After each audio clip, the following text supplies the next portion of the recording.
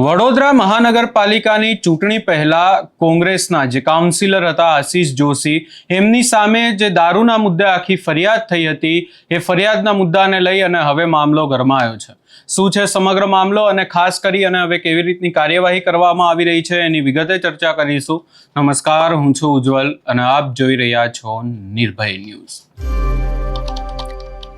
વડોદરા અને વડોદરાના રાજકારણને લઈને ચર્ચા કરવા જઈએ તો વડોદરામાં હવે એક તરફ મધુ શ્રીવાસ્તવ અને બીજી તરફ શૈલેષ સોટા એવી રીતે બે ગ્રુપ જોવા મળી રહ્યા છે અને ખાસ કરીને આ બંને ગ્રુપ વચ્ચે ક્યાંક ને ક્યાંક વિવાદો ચાલતા રહેતા હોય છે, પરંતુ આ તમામ વિવાદો અને ચર્ચાઓની વચ્ચે જે વડોદરાની મહાનગરપાલિકાની ચૂંટણી હતી એના પહેલા કોંગ્રેસના કાઉન્સિલર જે આશીષ જોશી છે કે જેમની સામે દારૂની ફરિયાદ કેસમાં વિવાદ થયો હતો ને આ વિવાદ હવે વધી રહ્યો છે।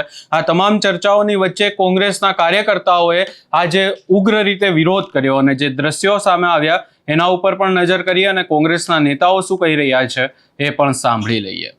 હવે આખા ગુજરાતમાં દારૂ ખુલ્લેઆમ મળે છે। વડોદરા શહેરમાં કોંગ્રેસ હવે દારૂ પકડશે કે નહીં? સાંભળો, દારૂ અને બુટલેગરોને પકડવાનું કામ કોનું છે? પોલીસનું કામ છે। પ્રજાના રક્ષક પોલીસ છે।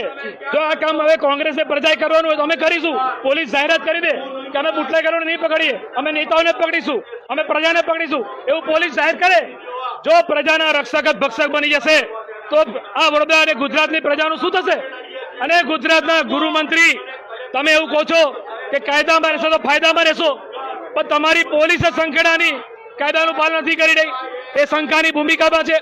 અને જ્યારે ગુજરાતમાં દારૂ વેચાય છે, જે ડ્રગ્સ વેચાય છે, એ ડ્રગ્સનું એપી સેન્ટર કયું છે? સુરતનું છે।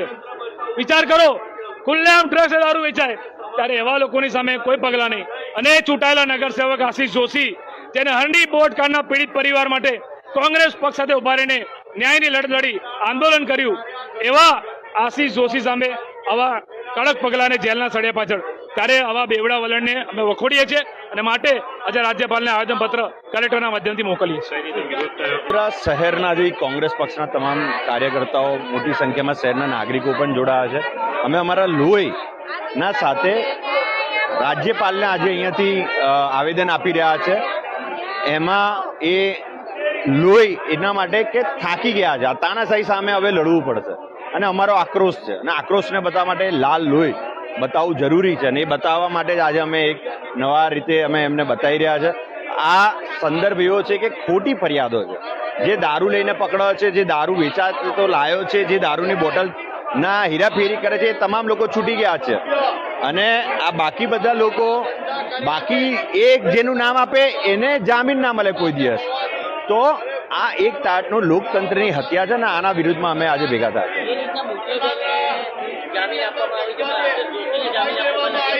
એ જ તો તાનાશાહી છે કે બુટલેગર દારૂવાળો છૂટી જાય છે, બધા છૂટી જાય છે, પણ આશીષભાઈ પર જાણી જોઈને જેલમાં નાખીને એમને ટોર્ચર કરીને કોંગ્રેસ છોડવા માટે, પબ્લિક માટે અવાજ નહીં ઉઠાવવાનો, પબ્લિક માટે બોલવાનું નહીં, આની સામે જે રીતનું તંત્ર છે એનો અમારો વિરોધ છે ને એની માટે આજે અમે ભેગા થયા છે।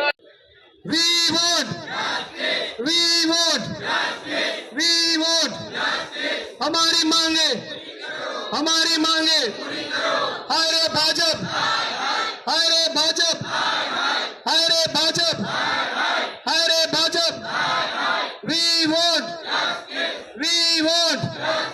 हमारी मांगे आशीष जोशी ने न्याय आपो, आशीष जोशी ने न्याय आपो।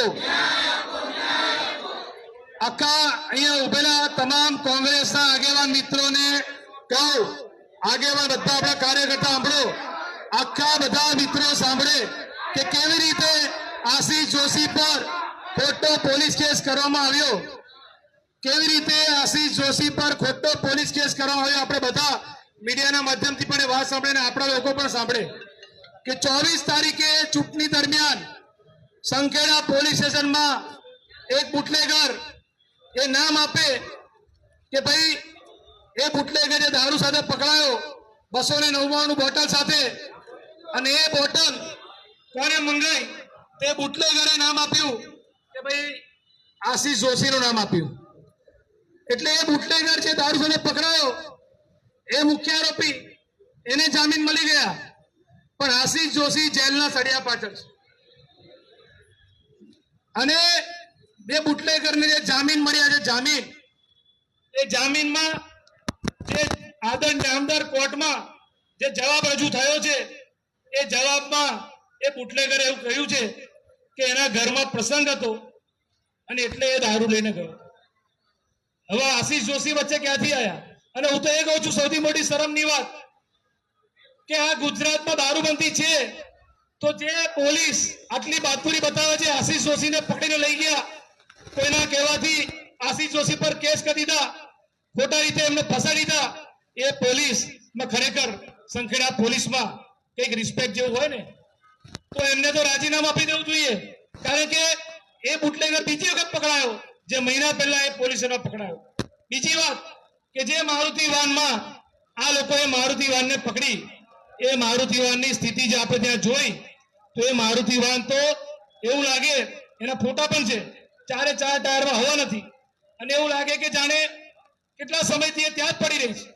એની જે નંબર પ્લેટ છે એ પણ એની અંદર ગાડીમાં પડી છે, એટલે નંબર પ્લેટ વગરની ગાડી પકડી, એટલે આખો ખોટો પોલીસ કેસ ઉભો કરવામાં આવ્યો.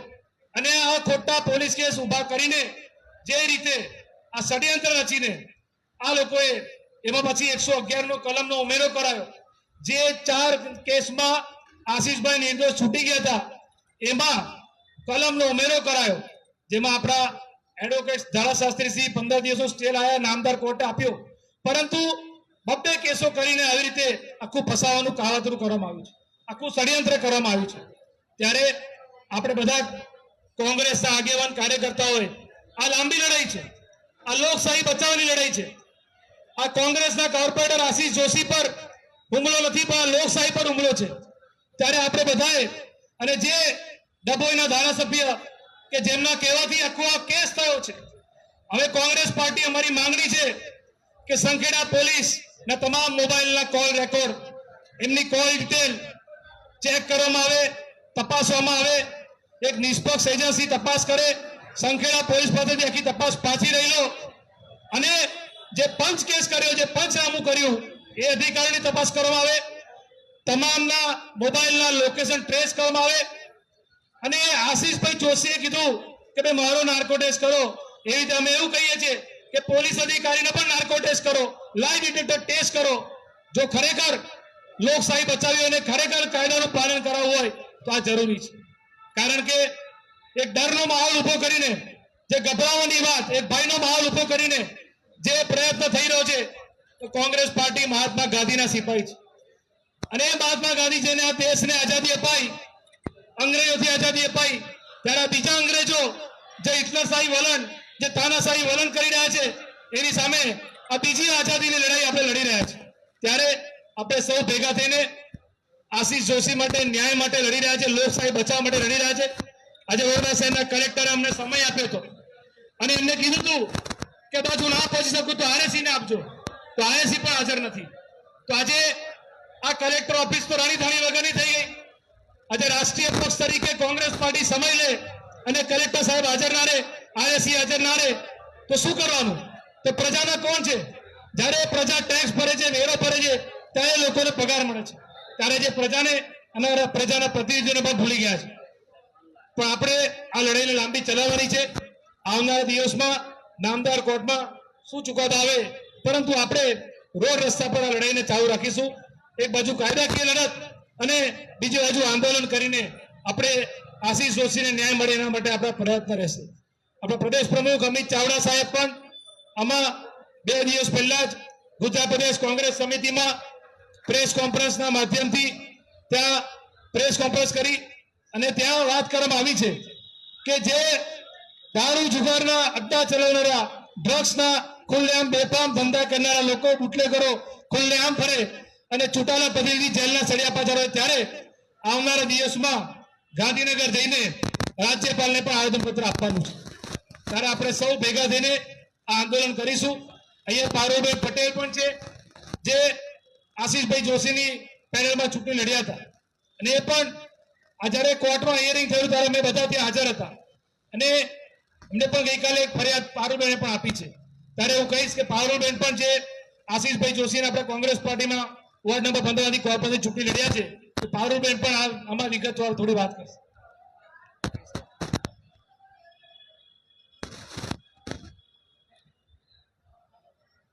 આશીષભાઈ જોશીને જે રીતે પોલીસ સંખેડાની બહાદુર પોલીસ જે રીતે પકડીને લઈ ગઈ છે, ત્યાર પછી અમે મારી ટીમ સાથે હું સંખેડા પોલીસ સ્ટેશનમાં હાજર હતી. ત્યાં આગળ અમે બધા જ પુરાવા ભેગા કર્યા. ત્યારે અમને ખબર પડી કે ખરેખર આ કેસ તો ખોટો છે. આ કેસ 11/9/2025 ના દિવસે બનેલો, જ્યાં પ્રમોદ પાંડેના નામથી બંધ થયેલો કેસ હતો. જે ત્યાં આગળ ફરિયાદી હતા એ પણ પીઆઈ થી લઈને જે અધિકારીઓ હતા એ જ કેસ આ 24 તારીખે બન્યો છે. અને એમાં ખાલી ફરક એટલો છે કે 11/9/2025 ના કેસની અંદર 111 ની કલમ લગાવેલી હતી અને આ વખતના કેસની અંદર 65A ની કલમ લગાવી હતી કે જે આરોપી છે એ સહેલાઈથી છૂટી શકે અને એને સહેલાઈથી જામીન મળી શકે. આરોપી નંબર મુખ્ય આરોપી પ્રમોદભાઈ પાંડે અને બીજા નંબરના આરોપી આપણા આશીષભાઈ જોશી હતા. જે ઉલ્લેખમાં કોઈ જગ્યાએ એમનું નામ નથી, ફક્ત એટલું જ નામ છે કે આશીષભાઈ આ દારૂ મંગાવ્યો છે. પણ હું સંખેડા પોલીસને કહેવા માંગીશ અને સરકારને કહેવા માંગીશ કે આપણા ગુજરાતની અંદર જો આવા કેસો બને છે તો ગુજરાતની અંદર તો દારૂબંધી છે, તો આપણી દરેક બોર્ડર ઉપર આપણી બહાદુર પોલીસ ઉભેલી જ છે. તો ગુજરાતની અંદર આ જગ્યા પર દારૂ આવ્યો ક્યાંથી? એ જ પહેલાનો મોટો પ્રશ્ન છે. જ્યારે આ પ્રશ્ન થાય છે ત્યારે એ લોકો જે કેસ બનાવે છે ત્યારે જ્યાંથી અંદર દારૂ આવે એ પોલીસ પર પણ ફરિયાદ થવી જોઈએ. અમે તો જે પણ પુરાવા ભેગા કર્યા છે એ પુરાવાના આધારે સંખેડા પોલીસ ઉપર જે પીઆઈ છે અને એમની સાથેના 5 અધિકારી એમના ઉપર અમે ચોક્કસ ફરિયાદ કરી છે કે ખોટા કેસમાં આશીષભાઈ જોશીને ફસાવવામાં આવ્યા છે અને અમારી પાસે બધા જ પુરાવા છે. અને એના માટે અમે હાઈકોર્ટમાં જઈશું અથવા તો સુપ્રીમ કોર્ટમાં જઈશું. પણ આ જે લોકોએ ખોટો ગુનો કર્યો છે અને ખોટી રીતે આશીષભાઈ જોશીને જે ફસાવવામાં આવ્યા છે એના ઉપર ચોક્કસ અમે કાર્યવાહી કરવાના છે. અને જ્યાં સુધી ન્યાય નહીં મળે ત્યાં સુધી અમે લડીશું અને લડતા રહીશું. જ્યારે આજે આવી જ રીતે જે પણ વ્યક્તિને ગુનો દાખલ કરીને જેલને સળિયા પાછળ કર્યા છે, કાલે વડોદરા શહેરના કે ગુજરાત શહેરના કોઈ પણ વ્યક્તિને આવું ફરીવાર ન થાય એના માટેની અમારી આ લડત હંમેશા ચાલુ રહેશે. हिटलरशाही नहीं चलेगी, गुंडागिर्दी नहीं चलेगी, भाजपा सरकार होश में आओ, भाजपा सरकार होश में आओ, अरे भाजपा नेताओं शर्म करो, अरे शर्म नहीं तो डूब मरो, अरे हारे भाजपा, हारे भाजपा, हारे भाजपा, तानाशाही नहीं चलेगी, गुंडागिर्दी नहीं चलेगी, अरे भाजपा नेताओं शर्म करो, अरे शर्म नहीं तो डूब मरो, आशीष जोशी ने न्याय आपो, आशीष जोशी ने न्याय आपो,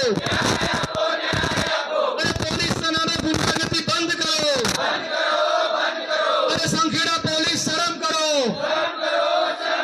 अरे संखेड़ा पुलिस शर्म करो, अरे शर्म नहीं तो डूब मरो, वो प्ले कार्ड लाओ भाई, प्ले कार्ड यहाँ पे तो महाराज प्ले कार्ड लाओ.